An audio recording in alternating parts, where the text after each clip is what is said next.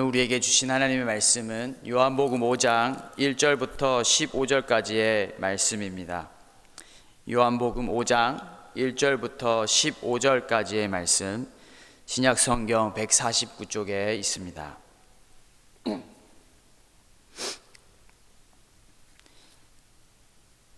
요한복음 5장 1절부터 15절까지의 말씀을 저 여러분 한 절씩 교독하시겠습니다. 제가 먼저 읽겠습니다. 그 후에 유대인의 명절이 되어 예수께서 예루살렘에 올라가시니라. 예루살렘에 있는 양문 곁에 히브리 말로 베데스다라는 못이 있는데 거기에 행각 5이 있고 그 안에 많은 병자, 맹인, 다리 저는 사람, 혈기 마른 사람들이 누워 물의 움직임을 기다리니 이는 천사가 가끔 못에 내려와 물을 움직이게 하는데 움직인 후에 먼저 들어가는 자는 어떤 병에 걸렸든지 낫게 되밀어라. 거기 38해 된 병자가 있더라. 예수께서 그 누운 것을 보시고 병이 벌써 오래된 줄 아시고 이르시되 내가 낫고자 하느냐. 병자가 대답하되 주여, 물이 움직일 때에 나를 못에 넣어주는 사람이 없어 내가 가는 동안에 다른 사람이 먼저 내려가나이다.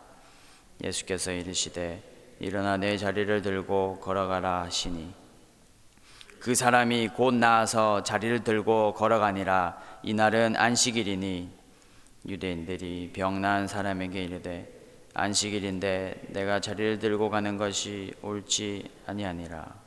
대답하되 나를 낫게 한 그가 자리를 들고 걸어가라 하더라 하니 그들이 묻되 너에게 자리를 들고 걸어가라 한 사람이 누구냐 하되 고침을 받은 사람은 그가 누구인지 알지 못하니 이는 거기 사람이 많으므로 예수께서 이미 피하셨음이라.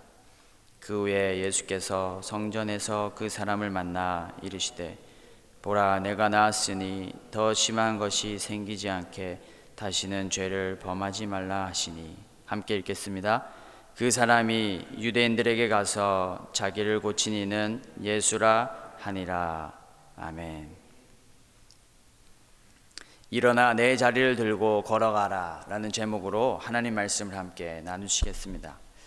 오늘 본문은 예수님의 세 번째 기적입니다. 사복음서 중에서 오직 요한복음에만 기록된 예수님의 기적이 나오는데 바로 38년 된 병자를 고치신 기적입니다. 예수님께서는 유대인의 명절을 맞이하여서 갈릴리에서 예루살렘으로 다시 올라가셨습니다. 그리고 이 예루살렘의 양문 곁에 있는 베데스다라고 하는 연못에 가셨습니다. 그 연못에는 수많은 병자들이 모여 있었습니다.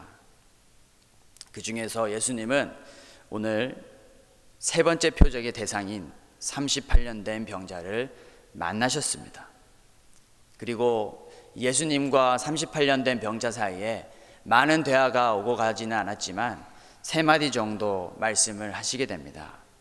예수님께서 이 38년 된 병자에게 하신 첫 번째 말씀은 오늘 본문 6절에 나옵니다. 내가 낫고자 하느냐. 예수님은 이 38년 된 병자를 보신 후에 말씀하신 첫 마디가 바로 이 말씀이었습니다. 내가 낫고자 하느냐. 생각해보면 이 병자가 이미 병을 앓은 지 38년이나 되었기 때문에 어떻게 보면 낫고 싶어 하는 마음은 너무나도 분명한 사실일 것입니다. 그런데 우리 예수님께서는 이 세 번째 보여주신 표적에서 이 38년 된 병자를 만나신 후에 가장 먼저 왜 이 말씀을 하셨을까? 내가 낫고자 하느냐. 이 병자가 처해있던 상황을 잠시 생각해 보면 38년 동안 병을 앓았다고 기록이 되어 있습니다. 무려 38년. 제가 얼마 전에 생일이 지나서 39살이 되었는데 1살의 병에 걸렸다고 쳐도 평생 질병 가운데 살아왔다는 것입니다. 어떻게 보면 그의 육신의 질병보다도 그 병으로 인한 마음의 고통, 절망, 괴로움이 더욱 컸을 것입니다. 그래서 보통 사람 같았으면 이 38년 동안 병을 앓다 못해 자신의 목숨을 스스로 마감하거나 일찍 생을 마감했을 수도 있을 것입니다. 아마 이 병자도 삶의 끝자락 어딘가에 이미 와 있었을지도 모릅니다. 병에 걸린 지 38년이나 지났지만 자신의 질병을 고칠 수 없었기 때문입니다. 이 38년 된 병자는 그러한 절망 가운데 한 줄기 소망을 가지고 베데스다 연못가에 오게 되었습니다. 하지만 그곳에서의 상황도 나아지지 않았습니다. 아니, 오히려 그가 가지고 있었던 한 줄기 소망도 여지없이 좌절되었을 것입니다. 왜냐하면 베데스다의 연못의 물이 동할 때에 제일 먼저 그 물에 들어가야 하는데, 그래서 그 물이 동해졌을 때, 천사가 내려와서 그 물이 일어났을 때 제일 먼저 들어가야 하는데 그는 한 번도 들어가지 못했기 때문입니다. 이 베데스다 연못이 아무리 큰 치유의 능력을 가지고 있다 할지라도 이 38년 된 병자에게는 아무런 소용이 없는 것이었습니다. 오히려 그는 그의 눈앞에서 천사들이 내려와 물이 동할 때마다 다른 병자들이 달려가서 고침을 받게 되는 것을 보았을 수도 있을 것입니다. 그러면서 자신이 처한 현실 앞에 더욱더 절망했을 수도 있습니다. 키에르케고르, 덴마크의 이 철학자 키에르케고르는 이런 말을 했습니다. 절망은 죽음에 이르는 병이다. 절망은 죽음에 이르는 병이다. 사람들로 하여금 그 사람의 삶을 마감하게 하는 것은 육신의 고통보다도 또 다른 환경의 어려움보다도 바로 그 마음 가운데 있는 절망이라는 것입니다. 왜냐하면 이 절망이라고 하는 것은 우리로 하여금 새로운 삶에 대한 소망, 새로운 삶에 대한 기대를 빼앗아 버리기 때문입니다. 그래서 이 38년 된 병자는 그가 앓고 있는 육신의 고통보다도 어떻게 보면 마음의 절망으로 인한 좌절과 낙담이 더욱 컸을 것입니다. 38년 동안 아팠고 혼자 힘으로는 움직일 수 없었고 아무것도 못했기에 베데스다 못에 천사가 내려와 물이 동할 때에도 갈 수 없었고 삶이 조금이라도 나아질 수 있는 일말의 가능성도 보이지 않았을 것입니다. 그 절망과 낙담 가운데 있는 38년 된 병자에게 예수님께서 물어보십니다. 내가 낫고자 하느냐? 그런데 이 38년 된 병자의 대답에서 우리가 이 38년 된 병자가 얼마나 당시 베데스다 문화 가운데 젖어 있었는지 그의 대답에서, 예수님의 그 첫 질문에 대한 그의 대답에서 알 수가 있습니다. 예수님의 이 질문은 어떻게 보면 너무나도 분명하고도 단순한 질문이었습니다. Yes or no, 네, 아니요 라고만 대답하면 되는 그런 질문이었습니다. 낫고 싶으면 예, 그렇지 않으면 아니요 라고 대답하면 끝입니다. 그런데 이 병자의 대답이 어떻습니까? 7절에 병자가 대답하되 주여, 물이 움직일 때에 나를 못에 넣어주는 사람이 없어 내가 가는 동안에 다른 사람이 먼저 내려가나이다. 내가 낫고자 하느냐에 대한 예상 답변은 예 또는 아니오입니다.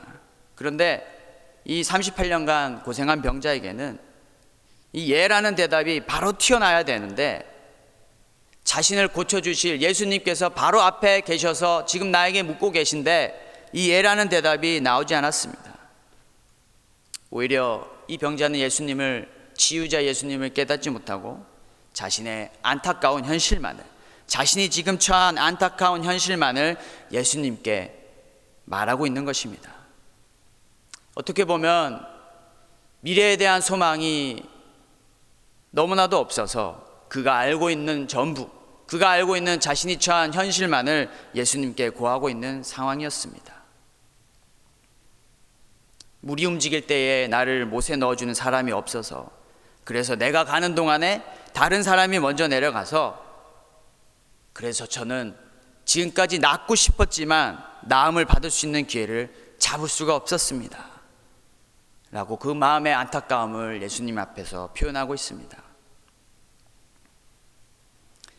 예수님의 이 질문, 내가 낫고자 하느냐라는 이 물음, 그가 얼마나 아픈지, 어디가 아픈지, 지난 38년간 얼마나 고통스러웠는지는 말씀하시지 않으십니다.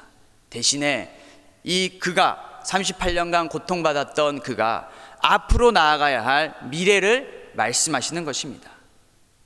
38년 동안 꼼짝없이 누워서 아무것도 할 수 없었던 이 병자의 잠자던 믿음을 깨워주시는 말씀이었습니다. 내가 낫고자 하느냐. 예수님의 이 말씀을 듣고 아마 이 병자는 이렇게 속으로 생각했을지도 모릅니다. 잠깐만, 지금까지 내가 알고 있었던 고침을 받을 수 있는 유일한 방법은 바로 저 연못에 들어가는 것인데, 그거 말고는 다른 방법이 없는데, 지금 천사가 내려와서 물을 움직이게 하지도 않는데 어떻게 지금 내 앞에 있는 이 사람이 나를 낫게 할 수 있을 것인가? 내가 알고 있는 다른 방법으로도 나올 수 있는가? 라고 하는 믿음을 일깨워주는 말이었습니다. 38년 된 병자에게 예수님께서 두 번째로 하신 말씀은 오늘 본문 8절에 나옵니다. 일어나 내 자리를 들고 걸어가라.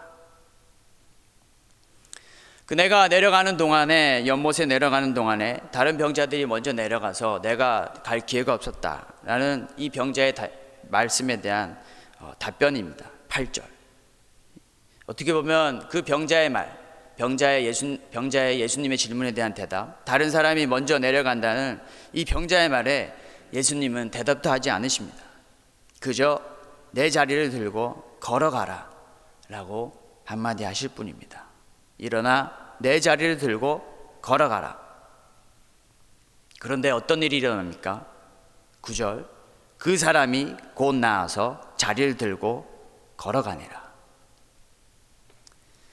사랑하는 성도 여러분, 예수님을 믿는다는 것은 바로 이런 것이 아닐까.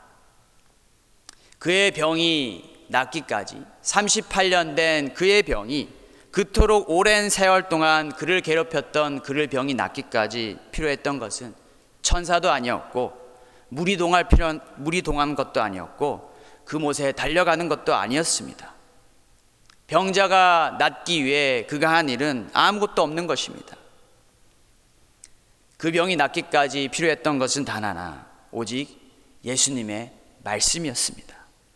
일어나 내 자리를 들고 걸어가라 라고 하는 이 예수님의 한마디 말씀이 38년 된 병자의 병을 그 자리에서 즉시 낫게 하였습니다.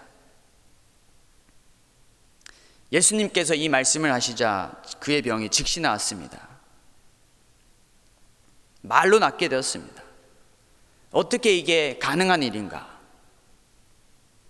바로 일어나 내 자리를 들고 걸어가라 라고 말씀을 하신 분이 바로 예수님이기 때문에 가능하신 것입니다. 말씀으로 치유하시는 분이 예수님입니다. 그리고 이것이 바로 우리가 믿는, 우리가 전해야 할 복음입니다.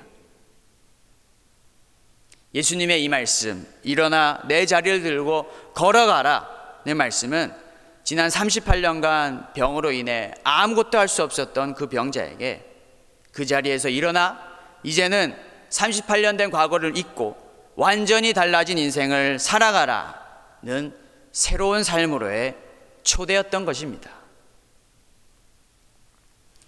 하지만 이 병자에게 예수님의 이 말씀이 얼마나 낯설었을까요? 38년이라는 오랜 세월 동안 육신의 질병으로 또 마음의 절망으로 소망 없이 살아가던 그에게 이것은 말도 안 되는 마치 청천벽력과도 같은 말이었을 것입니다. 하지만 예수님의 입으로 나온 말씀을 듣고 그 믿었을 때 기적이 일어나고 역사가 새로 쓰여지게 되고 오늘 본문에 예수님의 세 번째 표적으로 기록된 것입니다. 사랑하는 성도 여러분, 주님을 믿는다는 것은 결국 이런 것이 아닌가 생각해 보게 됩니다. 내가 수많은 설교를 듣고 성경을 읽고 이해하는 것보다도 그저 내가 오늘 들은 말씀 한마디, 내가 오늘 묵상한 말씀 한 구절을 믿는 것입니다. 그래서 예수님에 대하여 또는 성경에 대하여 아는 것과 그것을 믿는 것은 완전히 다른 것입니다. 예수님이 하신 말씀을 믿으면 보이지 않았던 것이 눈앞에 보이는 현실이 됩니다. 그러나 아무리 많은 말씀을 들었어도 그것을 믿지 않는다면 그 말씀은 나와 내 삶과는 상관없는 말씀이 되는 것입니다. 또한 예수님께서는 그 병자가 누워있던 그 절망의 자리에서 일어나라고 말씀하십니다. 우리도 때로는 당장에 박차고 일어나야 할 삶의 자리 가운데 있을 때가 있습니다. 이 절망의 자리, 불신과 염려의 자리, 오랫동안 교회에 다니면서 신앙생활을 해왔으나 눈에 보이는 현실의 한계 속에서 어느덧 나 자신의 한계를 규정해버리고 절망 가운데 소망 없이 그저 하루하루를 살아가고 있는 나의 현실의 자리, 그렇게 절망 가운데 소망 없이 지금껏 살았던 대로 살아가는 우리에게 오늘 주님은 말씀하십니다. 일어나 내 자리를 들고 걸어가라. 이 말씀은 복음입니다. 이 복음을 듣고 믿는 순간 기적이 일어나고 내 삶에, 그리고 나의 가정에, 교회에, 공동체에 새로운 역사들이 일어나기 시작할 것입니다. 38년 된 병자에게 예수님의 마지막 말씀, 세 번째 말씀은 오늘 본문 14절에 있습니다. 그 후에 예수께서 성전에서 사람을 만나 이르시되 보라, 내가 나았으니 더 심한 것이 생기지 않게 다시는 죄를 범하지 말라. 예수님께서는 이 38년 된 병자의 병을, 육신의 병을 고쳐주셨을 뿐만 아니라 죄의 문제를 해결해 주셨습니다. 바로 이것이 예수님께서 이 땅에 오신 이유입니다.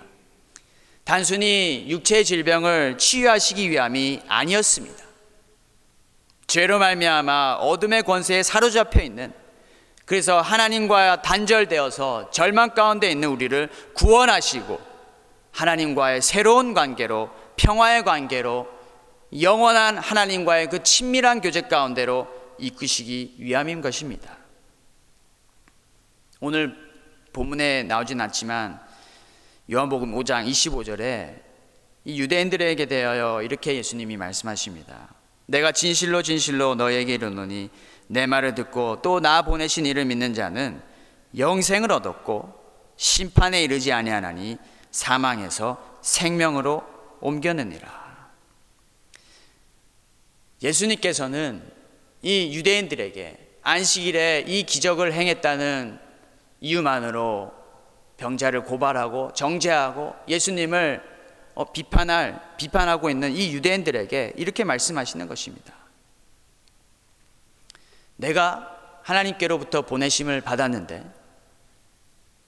바로 예수님의 이 땅에 오신 이유를 분명히 말씀하고 있는 것이죠. 내가 하나님께로부터 보내심을 받았는데 그 이유는 너희로 하여금, 또 내 말을 믿는 자들로 하여금 심판에 이르지 아니하고 사망에서 생명으로 옮기기 위함이다. 여러분, 이 예수님께서 세 번째 기적을 행하신 이 자리에 많은 사람들이 있었습니다.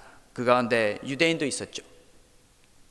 38년 된 병자가 지금 고치심을 받았는데 당시 유대인들의 반응은 어떻습니까?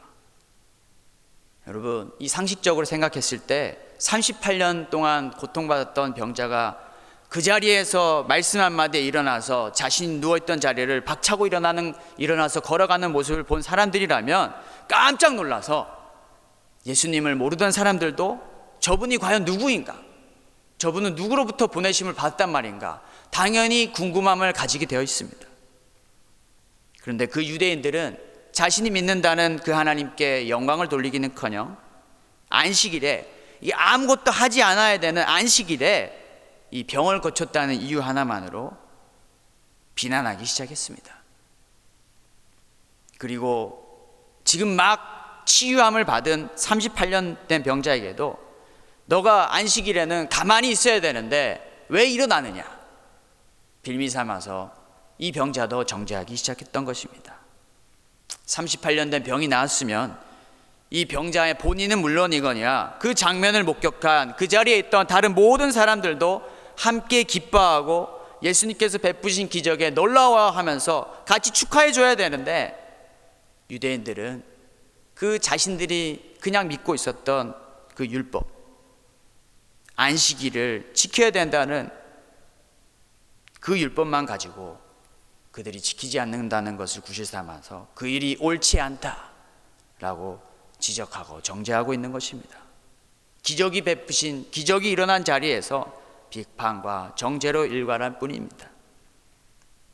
더 나아가 안식일에 이런 일을 행하신 예수님을 유대인들이 마침내 박해하게 되는 그 근거로 삼게 됩니다. 예수님께서는 그 유대인들에게 이렇게 말씀하십니다. 37절부터 40절까지의 말씀인데, 너희는 아무 때에도 그 음성을 듣지 못하였고 그 형상을 보지 못하였으며 그 말씀이 너희 속에 거하지 아니하니 이는 그가 보내신 이를 믿지 아니함이라. 너희가 성경에서 영생을 얻는 줄 생각하고 성경을 연구하거니와 이 성경이 곧 내게 대하여 증언하는 것이니라. 그러나 너희가 영생을 얻기 위하여 내게 오기를 원하지 아니하는도다. 너희들이 성경을 많이 연구는 하지만 성경이 곧 나에 대해서 말하고 있다. 그런데 너희는 영생을 얻기 위해서 정작 나에게 찾아오지는 않는다. 즉 그들에게 영생이 없다는 말씀을 직접적으로 하고 계시는 것입니다. 유대인들은 그 누구보다도 하나님에 대해서 많이 알고 있었습니다. 그 누구보다도 율법을 자신들의 생명처럼 지켰던 사람들이었습니다. 하지만 그들은 그들이 알고 있었던 하나님을, 그들이 머릿속으로 알고 있었던 하나님을 믿지는 않았습니다. 머릿속에 알고 있는 말씀을 가슴으로 믿지 못했던 것입니다. 그랬기에 온 인류를 구원하여 영생을 주실 메시아 예수 그리스도가 그 앞에 있는데 알아보지 못했을 뿐더러 오히려 율법을 어긴다는 이유로 예수님을 박해하고 있었던 것입니다. 오늘 말씀의 결론을 맺고자 합니다. 사랑하는 여러분, 우리 예수님께서는 이 세상에 오신 목적이 있습니다. 바로 오늘 38년 된 병자처럼 육신의 질병과 마음의 고통으로 인해서 절망에 빠져 있는 잃어버린 자, 그 한 사람을 구원하시기 위해서 이 땅에 오셨습니다. 그 베데스다 연못가에 수많은 병자들 가운데 어떻게 보면 가장 절망 가운데 빠져 있을 수도 있을 그 38년 된 병자를 찾아오신 것입니다. 오늘 본문 이전에 예수님께서 이미 행하신 두 가지 기적이 있었습니다. 가나의 혼인잔치에서 물을 포도주로 만드시고 또 왕의 신하를 고쳐주신 그 두 가지 기적을 행했습니다. 여러분, 이 앞에 두 가지 기적은 어떻게 보면 이 기적의 은혜를 베품받은 그 당사자들의 요청이 있었습니다. 물이 포도주를 준비해달라 하는 예수님의 어머니의 요청이 있었습니다. 왕의 신하의 병을 고쳐달라는 사람들의 요청이 있었습니다. 하지만 오늘 이 세 번째 기적, 38년 된 병자는 요청을 할 수도 없었고 그 주변 사람들이 도와달라는 말도 없었습니다. 하지만 예수님께서 이렇게 절망 가운데 빠져있는 이 영혼을 직접 찾아오신 것입니다. 그것도 유대인의 명절에 가장 바쁘고 가장 혼란스러웠을 수도 있을 그 시기에 이 38년 된 병자를, 이 잃어버린 영혼을 구원하시고 살리시기 위해 친히 찾아오신 것입니다. 그렇게 절망 가운데 찾아오신 예수님을 만났을 때, 그 주님을 만났을 때 우리의 인생이 어떻게 변화됩니까? 절망하는 인생이 희망이 넘치게 되고 걱정과 염려가 가득 찬 인생에 평안이 넘치게 되는 것입니다. 슬프고 우울한 인생 속에 그분이 들어오시면 기쁨이 넘치게 됩니다. 마음에 미움이 넘치는 인생에 그분이 오시면 사랑이 넘치게 됩니다. 원망과 불평이 가득한 삶에 그분이 오시면 감사가 넘치게 됩니다. 우리 주님의 말씀을 믿을 때 우리 안에 있는 절망과 두려움이 변하여 나의 기도가 되고 전날의 한숨이 변하여 내 노래가 되는 것입니다. 왜냐하면 우리를 찾아오시는 그 주님은 우리의 궁핍함을 아시고 우리의 필요를 채워주시는 분이시기 때문입니다. 2021년 한 해를 마감하면서 아내와 저는 자리에 앉아서 또 한 해 동안 우리에게 베푸셨던, 우리 가정에 베푸셨던 감사 제목들을 돌아보았습니다. 그 중에서 가장 먼저 감사한 것은 바로 제가 그동안 유학생활을 MDB 과정을 졸업을 했던 것이었습니다. 비록 팬데믹으로 인해서 졸업식은 열리지 못했지만 2021년에 졸업을 하게 되었다는 것, 그것이 우리 가정의 가장 큰 감사 제목이 되었습니다. 지난 5년간 유학생으로 이 땅을 밟아서 많은 사람들이, 또 많은 유학생들이 느끼는 것 가운데 하나는 바로 경제적인 어려움입니다.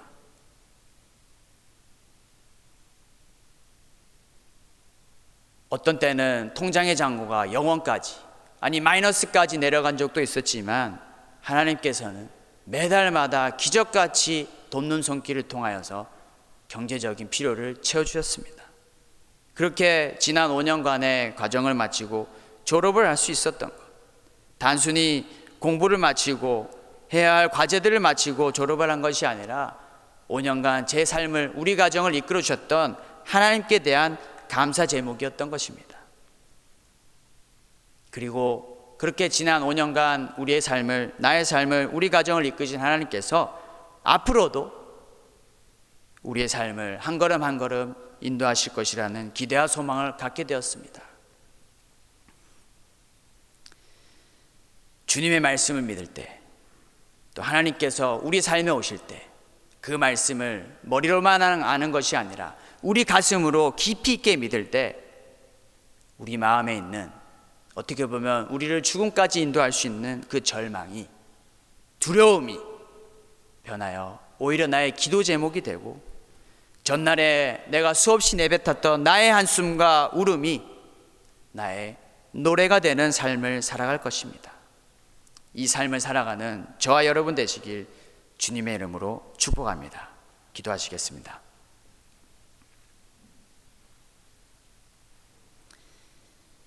살아계신 하나님, 계속되는 팬데믹의 상황 가운데 절망과 두려움으로 낙심할 때가 많이 있음을 고백합니다. 하지만 이 팬데믹이 지나간다 할지라도 우리 삶에 여전히 또 다른 모습의 어려움이 찾아올 것이라는 것을 저희는 알고 있습니다. 하지만 그러한 절망과 두려움의 상황 속에서도 생명으로, 빛으로 우리 삶에 먼저 찾아오신 예수님을 붙잡으며 주님의 말씀을 듣고 믿으며 살아가는 우리 모두가 되게 하여 주시옵소서. 예수님의 이름으로 기도드립니다. 아멘.